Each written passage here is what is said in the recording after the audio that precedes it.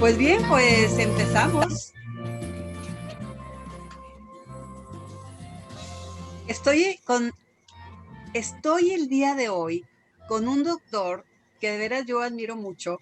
Es el doctor Salvador Valdovinos Chávez. Él es un médico que da clases en el Tecnológico de Monterrey, diversas clases, por supuesto, en el área del Tec Salud, tanto de cardiología, de endocrinología, pero también de metodología de la investigación. Y pertenece al comité, de hecho, es el presidente del Comité de Bioética del Colegio de Medicina Interna del Noreste. Por supuesto, participa en otros comités y también trabaja en el Hospital Metropolitano, que forma parte de la Secretaría de Salud aquí en el estado de Nuevo León. Así es que recibo con mucho gusto al doctor Salvador Valdovinos, quien nos va a hablar de este tema de la experimentación con seres humanos. Bienvenido, doctor. Muchas gracias. Es un placer estar en este programa. Gracias por la invitación. Es un placer también estar con la audiencia y esperamos que se pueda decir algo interesante sobre este tema, los experimentos con seres humanos, mitos y realidades. Adelante. Claro, y siempre es bien interesante porque la mayoría de nosotros nos gustan las películas futuristas, las películas que tienen que ver con cosas que quizá no han sucedido o incluso películas antiguas futuristas de cosas que ahorita están sucediendo. Y nos preguntamos muchas veces si esto pudiera o no pudiera ser verdad. Cuando hablamos de que a un científico se le ocurre experimentar con seres humanos, no sé, quizá para clonarlos o para un nuevo medicamento o para hacerlos robots o para hacerlos que lean la mente, pues decimos, quizá no estamos tan lejanos. ¿Qué pasa con esto de la experimentación con seres humanos? ¿Qué es lo que realmente sucede cuando se experimenta con seres humanos? ¿Se hacen este tipo de pruebas como volverlos robots o clonarlos o son otro tipo de cosas más sencillas? ¿Qué nos puede decir sobre esto, doctor? Sí, pues realmente algunas veces la ficción es muy profunda, muy intensa, pero también tenemos el aforismo de que muchas veces la realidad supera a la ficción, ¿verdad? Claro, en el ejemplo de las películas, por ejemplo, Frankenstein, por ejemplo, Flatliners, que es una película que hablaba sobre un grupo de estudiantes de medicina que se provocaban paros cardíacos para ver qué era lo que sentían, pues son realmente situaciones donde, como lo comenta, están próximas o cercanas a la realidad, ¿verdad? Actualmente vemos que hay, por ejemplo, trasplantes de cara, que hay reimplantes de miembros, cosas de ese tipo que pues anteriormente se pensaba que no se podría, por un lado. Por otro lado está el borde de lo que corresponde a los aspectos éticos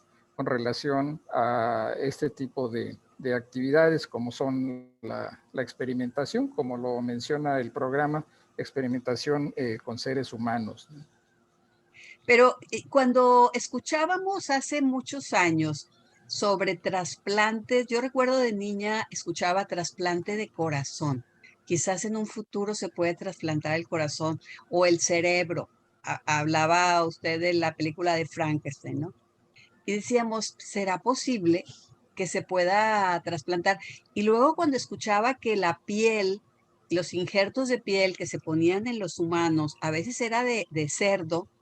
Yo decía, ¿cómo es posible que me vayan a poner un pedazo de cerdo en mi brazo o en mi mano? Y sin embargo, la ciencia va evolucionando y van sucediendo cosas que antes parecían increíbles. En ese sentido, cuando son cosas que nos benefician, como tener una mano nueva o un corazón nuevo, la primera fase de la experimentación sería básicamente con humanos, es decir, para poder saber si se puede trasplantar un corazón a un humano. se tiene que trabajar forzosamente con humanos, con sujetos de investigación que voluntariamente aceptan hacer este tipo de pruebas, o cuál es el procedimiento?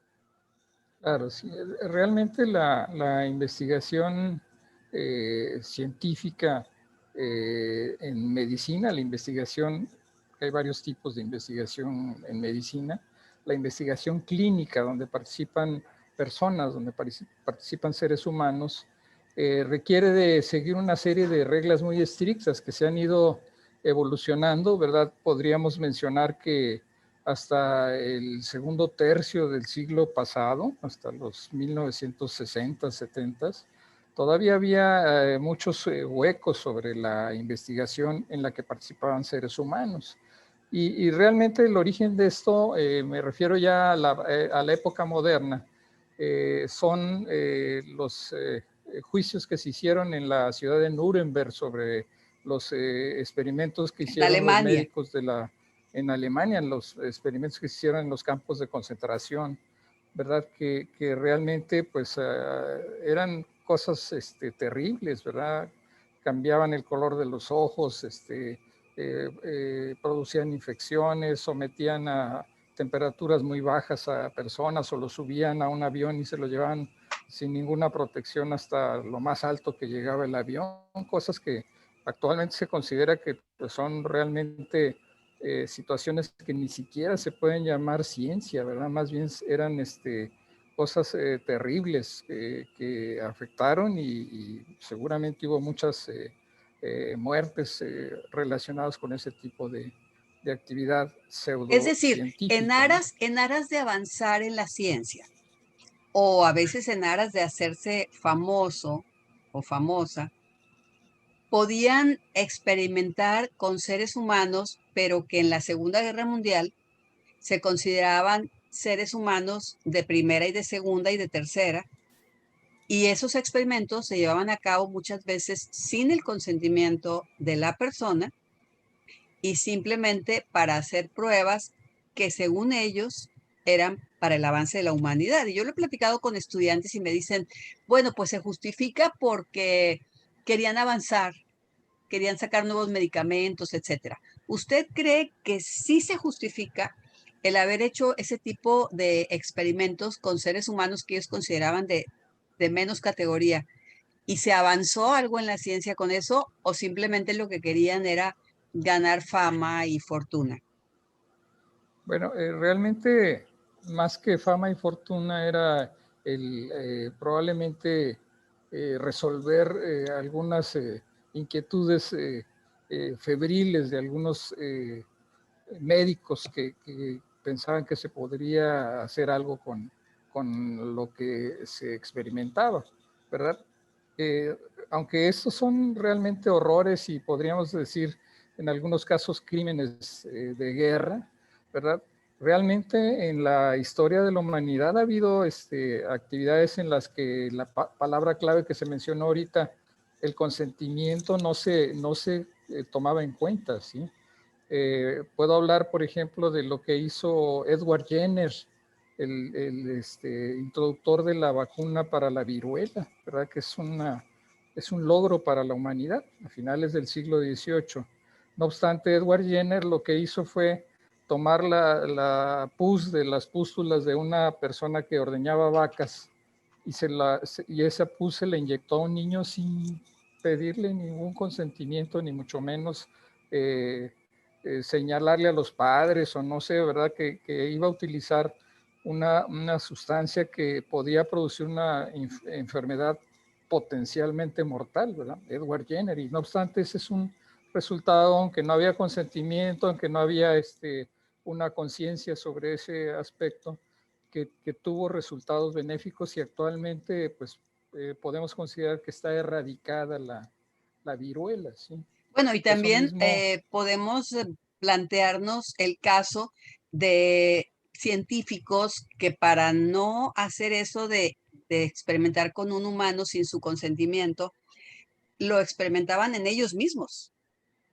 Así es, como el caso de nuestro doctor Aguirre Pequeño, ¿verdad? Que se inoculó una enfermedad infecciosa y desafortunadamente por efecto de esa enfermedad infecciosa que él mismo se inoculó, falleció.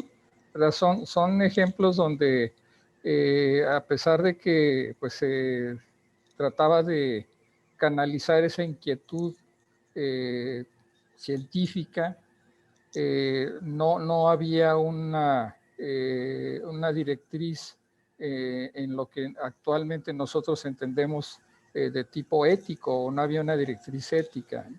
Esto digamos que mencionaba en el segundo tercio del siglo pasado.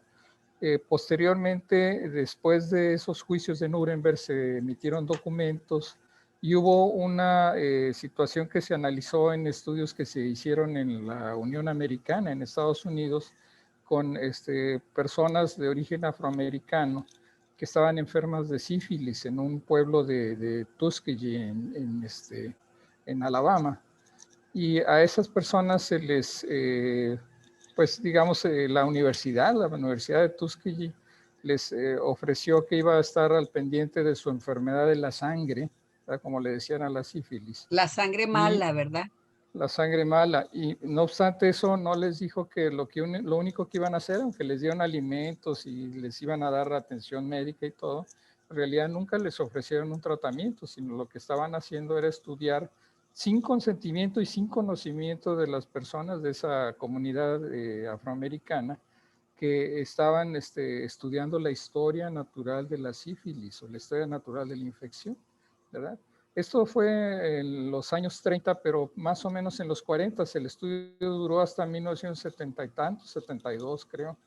En los 40, mediados de los 40 ya había aparecido la penicilina y no obstante no se les ofreció como tratamiento, que es un tratamiento para la sífilis Porque a esa es estas otra personas. cuestión, doctor. En ocasiones no hay medicamentos, hay que investigar sobre el medicamento y pues quizá la única manera es buscar voluntarios. Sin embargo, en el último caso que usted está planteando de estas personas en Alabama, que eran personas de color, que eran personas negras, bueno, ahí sí ya existía una medicina, pero querían ver la evolución de la enfermedad. Entonces, mucho más grave en ese sentido, porque ni siquiera estaban buscando, que ni siquiera estaban pensando, no hay medicamento para aminorar su enfermedad, ¿no?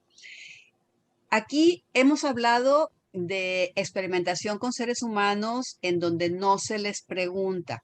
Y hemos hablado de los horrores de la Segunda Guerra Mundial, pero también usted lo menciona muy bien, que no solamente ha sucedido en la Segunda Guerra Mundial, sino ha habido cuestiones que han sucedido para encontrar una vacuna, para ver el desarrollo de alguna enfermedad, para ver qué tan alto pueden soportar en un avión, incluso experimentos de sociología o de psicología, ¿verdad? Que quieren Sí. modelar el comportamiento humano. Hemos hablado de todos estos horrores. Pero, ¿qué pasa, doctor, cuando alguien sí quiere ser voluntario para una investigación? Que dice, bueno, yo soy muy altruista, sé que este medicamento no se ha descubierto y yo me ofrezco, yo levanto la mano y digo, quiero que experimenten con mi cuerpo para descubrir algo nuevo. ¿Qué sucede ahí? ¿Cómo debe actuar el investigador? ¿Cómo debe actuar el médico tratante o quienes están ahí en el equipo de investigación? Claro, sí, esto se remonta un poquito a épocas más recientes con una reunión icónica que hubo en la ciudad de Helsinki, en Finlandia, de la Asociación Médica Mundial, que generó un documento con base a antecedentes como los que se mencionaron ahorita.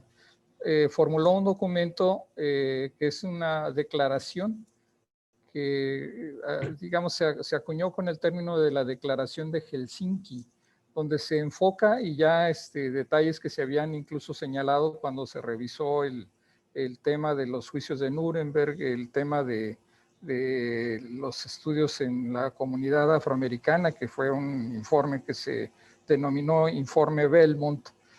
Surgió la Declaración de Helsinki, donde se consideraba sobre todo el aspecto ético en la investigación científica considerando la protección del individuo, considerando los derechos humanos y los principios bioéticos fundamentales, que son la justicia, la autonomía o respeto a la persona y la beneficencia, que generalmente se le agrega beneficencia, no maleficencia, ¿verdad? Entonces, esos principios actualmente generan una serie de circunstancias que en una evolución un poquito más técnica se acuñaron en un principio que le llaman el de buenas prácticas clínicas, una comisión que originalmente se reunió con 3 regiones representantes, Estados Unidos con la Food and Drug Administration,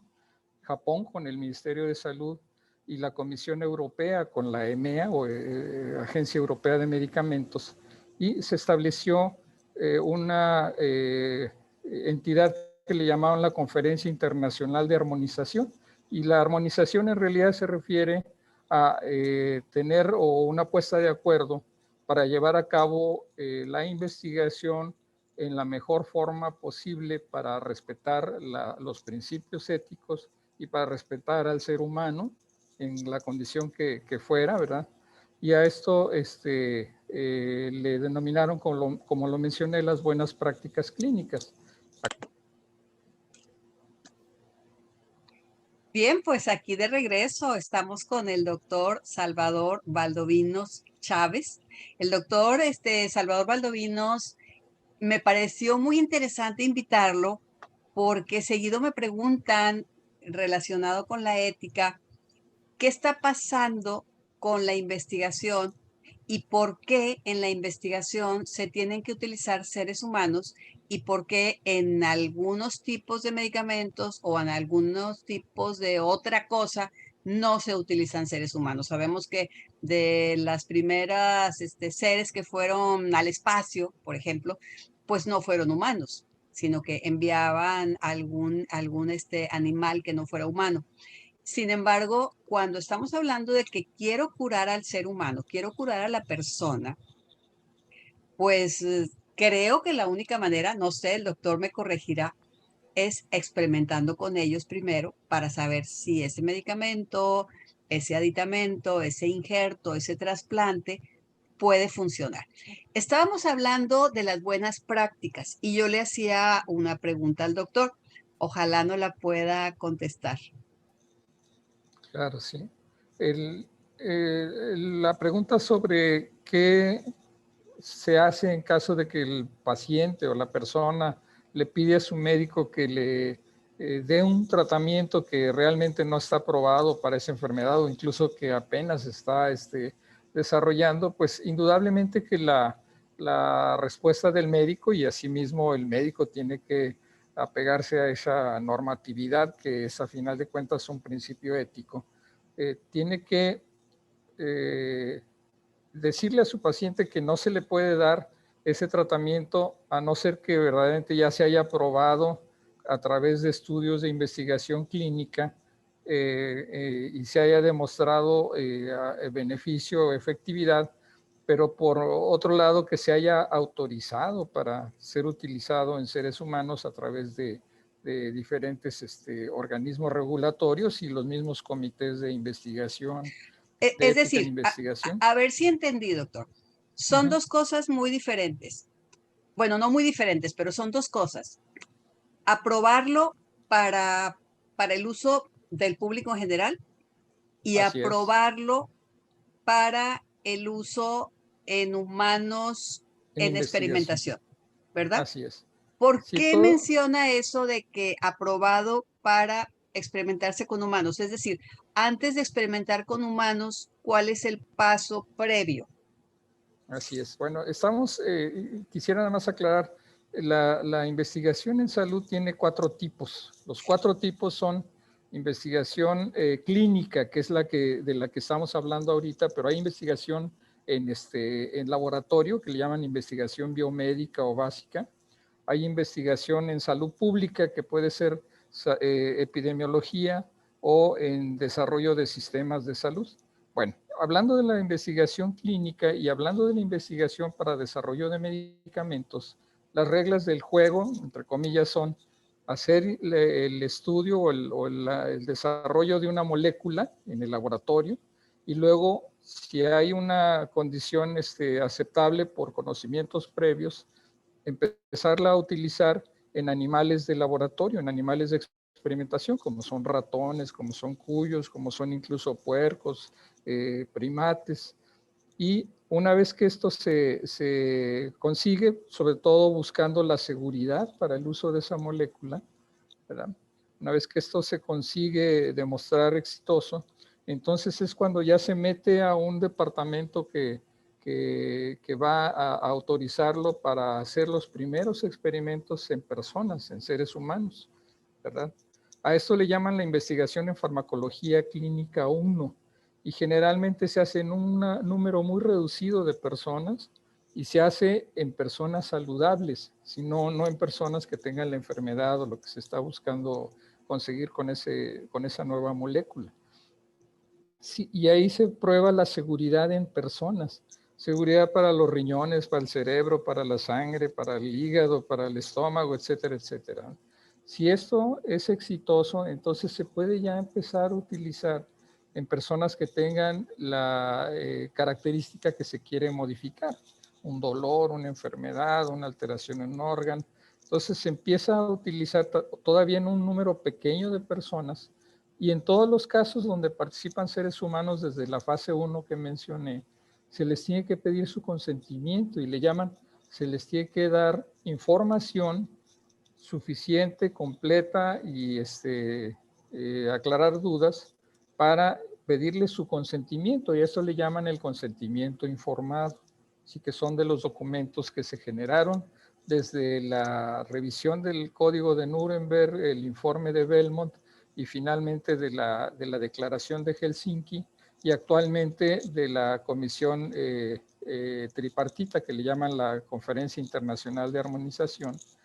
El consentimiento informado debe de darle suficiente información, además de que sea una persona calificada para hacer esa investigación, se la debe de dar a la persona y aclarar todas sus dudas.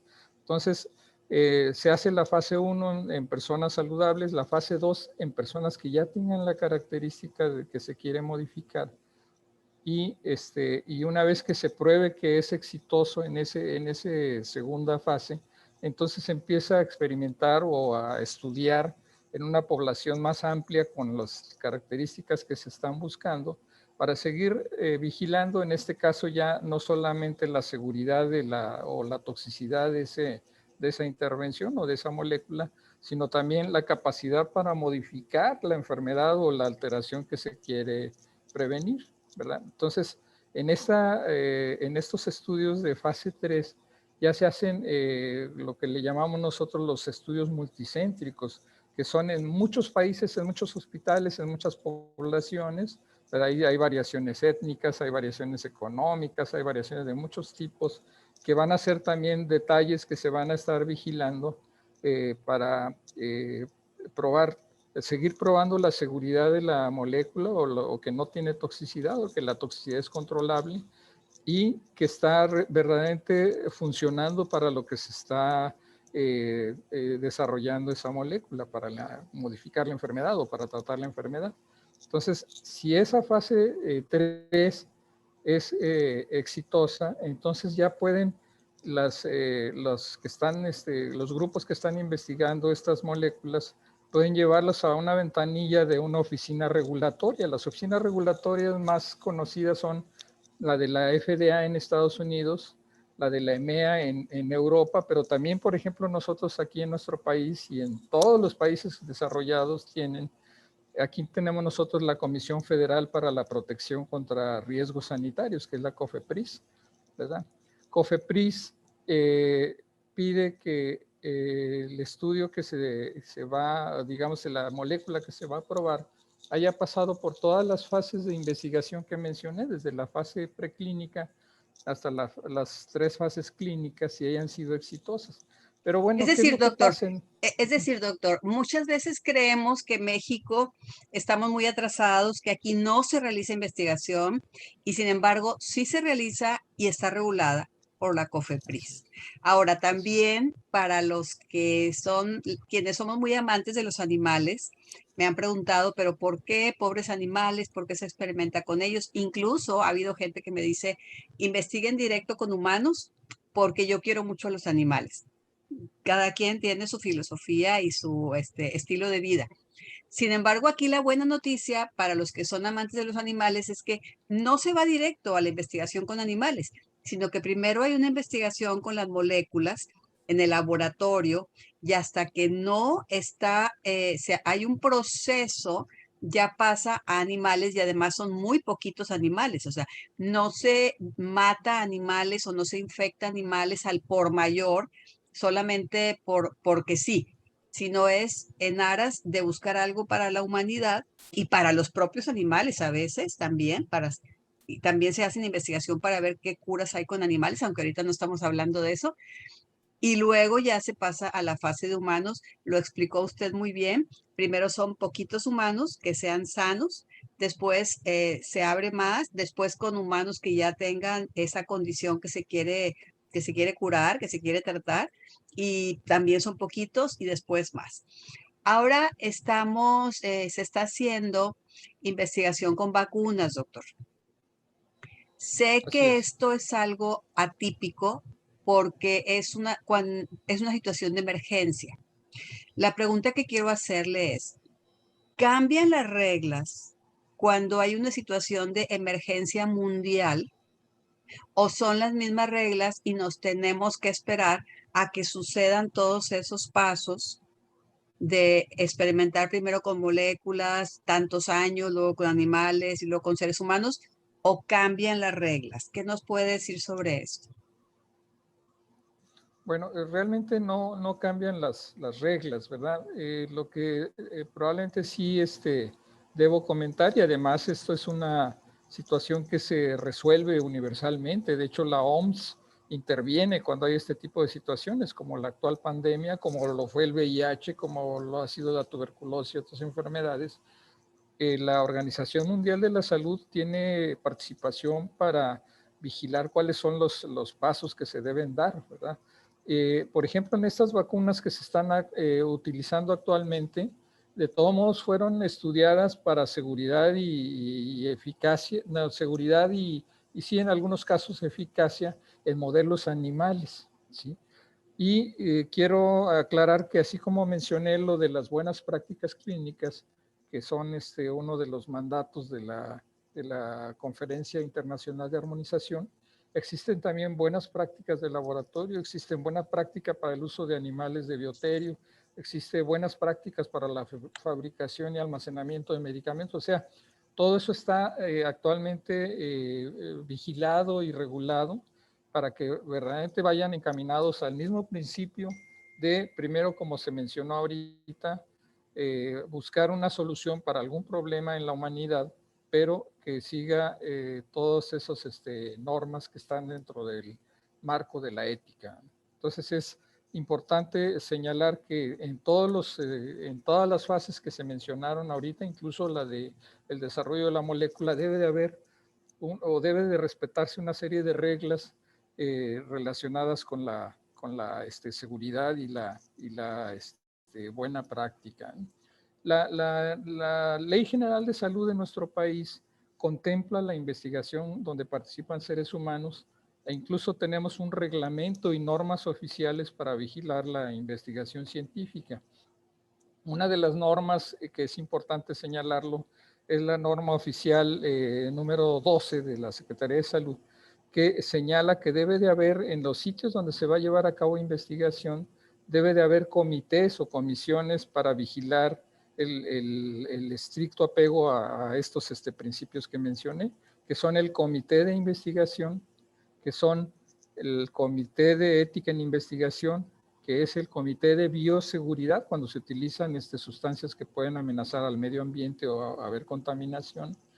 Y esos tres comités tienen que revisar los proyectos de investigación con todos los aspectos técnicos y éticos que se requieren, incluyendo la capacidad del investigador para llevar a cabo esa investigación en el tema específico y la capacidad para respetar los derechos y la protección de las personas, sobre todo en todo tipo de personas, sobre todo si son personas vulnerables, por ejemplo.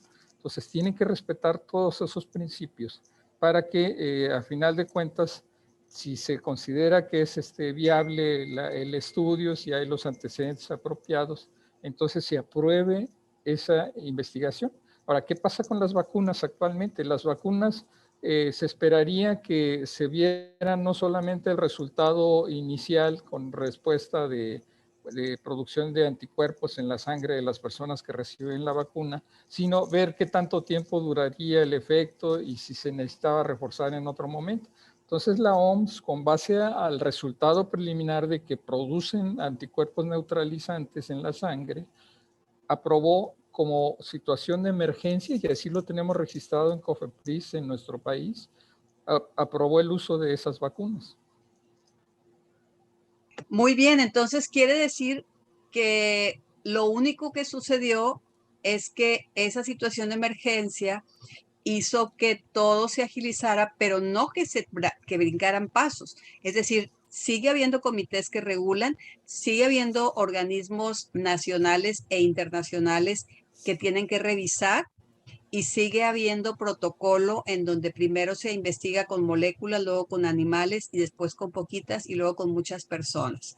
Qué interesante lo que menciona también de que no solamente es investigar para ver si me dan anticuerpos, sino también se sigue investigando el desarrollo a lo largo del tiempo de esta vacuna y se van descubriendo cosas nuevas sobre la marcha, si te tienes que revacunar, si te tienes que hacer un refuerzo diferente, si hay que cambiar el modo de alimentación, no sé, miles de cosas que no solamente es la vacuna en sí, el anticuerpo y ya, sino muchísimas otras cosas que en el periodo en que ya se está aplicando se continúa investigando. Lo que quiero recargar al público es que no porque se saca un medicamento nuevo o una vacuna nueva, se deja de investigar, sino que se continúa.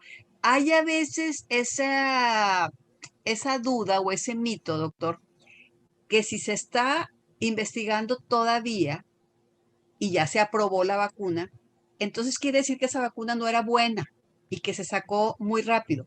Pero ya lo acaba de explicar usted. No es el caso, sino que se sigue investigando para seguir descubriendo nuevas formas y si se tiene que cumplir con una revacunación o no. Entonces, para que esté el público tranquilo, ¿verdad? Las que están ahorita Claro, aplicándose quiere decir que fueron aprobadas. así es. Sí, Y de bueno, hecho, no, estamos hablando de muchas vacunas, ¿eh? Porque a veces ahorita el tema puede ser en el siglo XXI la vacuna contra el COVID-19, pero recordemos, sobre todo quienes tienen niños pequeños, que hay vacunas para el sarampión, difteria, tusferino, tétano, que tienen un gran éxito y que incluso han hecho que se erradique la enfermedad completamente de esa región gracias a las vacunas. Eso es muy importante para los que no creen en las vacunas. Gracias a esas vacunas han desaparecido muchas enfermedades. así es. Sí, de hecho, lo que se mencionó ahorita es que aunque todavía es una autorización de emergencia para el uso de emergencia de las vacunas que tenemos actualmente para la infección por SARS-CoV-2,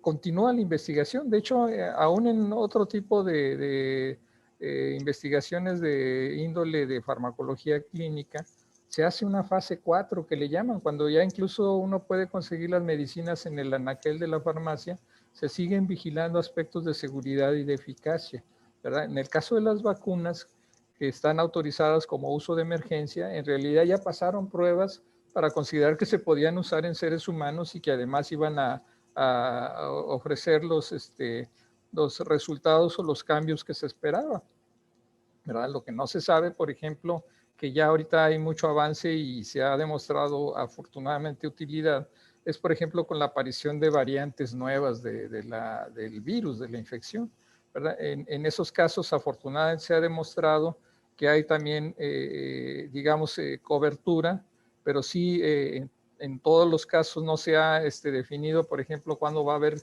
necesidad, si es que esto suceda, de revacunarse, o si va a requerir una dosis adicional del esquema de vacunación.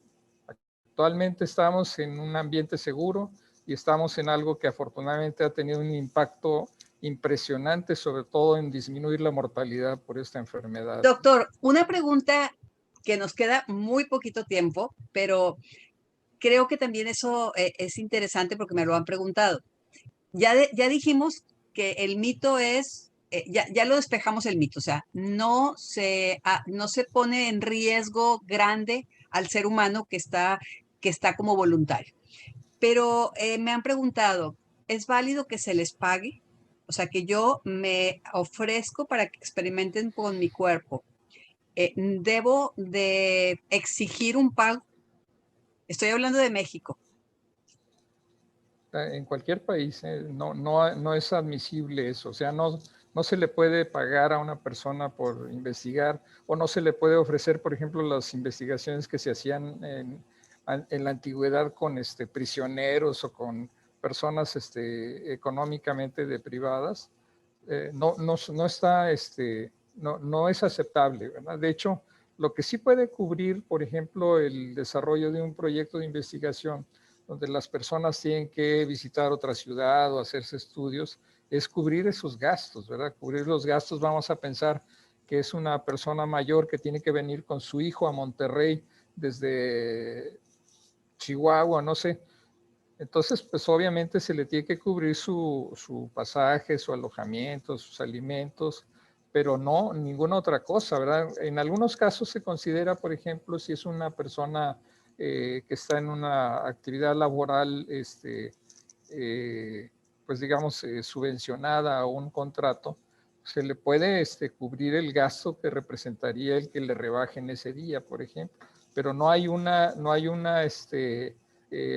aprobación para utilizar, por ejemplo, ofrecerle 1 millón de pesos y se deja inyectar. Eso no se puede hacer en Y todo, investigación doctor, clínica, ¿no? supongo que es para evitar la comercialización de los seres humanos, ¿verdad? Porque sabemos que el ser humano tiene dignidad, no se debe comprar ni vender. Y si esto fuera por un cobro, si yo dijera, bueno, yo levanto la mano porque me van a pagar 100,000 pesos o 1 millón de pesos, pues se pudiera prestar a todo esto, que fuera un comercio, ¿verdad? De seres humanos, un comercio de órganos, un comercio de piel, un comercio de cerebros, no sé. Y que alguien Así que es. estuviera en mucha necesidad dijera, no importa que yo me muera para que ese dinero se le den a mi familia. Se prestaría a muchas prácticas antiéticas y creo que es por eso que no se ha decidido el que se les pague una cantidad de dinero, simplemente, como dice usted, se les cubren los gastos necesarios de consultas, de traslados, de alimentación, del pago de los días que perdieron en su trabajo, lo justo, ¿verdad? Lo justo Así nada es. más. Y para que la persona que se ofrezca sea un acto altruista, que no sea un acto de comercio. Y Así bueno, es. doctor, pues llegaremos algún día a tener estos experimentos donde se trasladan un cerebro a otro o donde se clona un ser humano. Pues esa es una pregunta que se va a quedar en el aire, ¿verdad, doctor? Claro, sí. El trasplante de cerebro en realidad sería el trasplantar un cuerpo a un cerebro y no al revés, ¿verdad? Ah, qué Que el bien. cerebro, pues, O así sea, es. esa es Nada, la manera correcta de decirlo, ¿verdad? Trasladar un cuerpo a un cerebro. así es. ¿Se está Sí, investigando sobre eso, doctor? no, pero sí, por ejemplo, el tratamiento de enfermedades neurodegenerativas como la enfermedad de Parkinson y otras cosas, que se utilizan células madre y otro tipo de intervenciones, factores de crecimiento, pero no propiamente el trasplante de cerebro, que pues digamos, pensando en lo que podría suceder en otro momento, bueno, a lo mejor sí se podrían trasplantar cuerpos a algunos cerebros se conservan, pues digamos, activos para poderlos poner en otro cuerpo, ¿no? Qué increíble, de Eso veras qué ahorita es increíble, ficción, ¿eh? doctor. Este tema de la investigación con seres humanos tiene mucho de qué hablar. De veras es fascinante el saber cómo la ciencia ha avanzado. Es fascinante saber cómo la mente humana puede lograr tantas cosas, tantos avances buenos para la humanidad. Y claro, que la ciencia es muy buena, pero en ciencia no todo se vale. Y es por eso que están los comités reguladores, los comités de buenas prácticas, los comités de bioética, los comités científicos, etcétera, para que no se pasen de la raya y pueda haber una buena investigación con seres humanos, pero siempre, siempre, siempre para poder servir a los demás y no para dañarlos. Muchas gracias, doctor Salvador Valdomino Chávez. De veras, se nos acaba el tiempo y hay muchas preguntas en el aire. Ojalá no sea la última vez que venga aquí con nosotros. Esto Muchas fue gracias. Ética con seres humanos, mitos y investigación con seres humanos, mitos y realidades. Y este fue su programa Un Mundo Mejor. Mi nombre es Belinda Jiménez y espero nos escuchen el próximo martes. Hasta luego.